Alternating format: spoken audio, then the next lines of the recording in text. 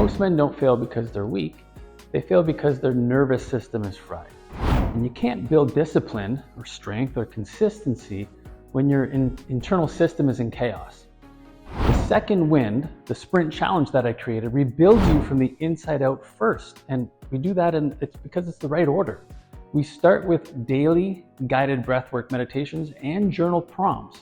And this will reset your nervous system and sharpens your focus to create the beliefs that will transform.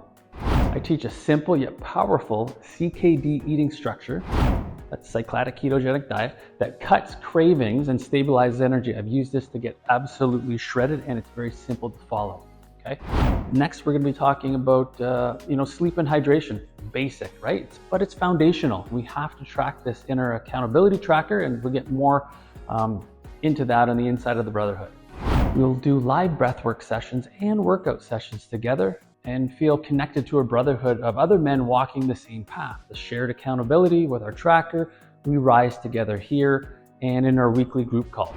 Workouts start in week 2 of the 14-day sprint challenge. We layer in curated master strength workouts and videos that I developed from a training career spanning 3 decades. Why this works? When your nervous system is stabilized, everything else gets easier.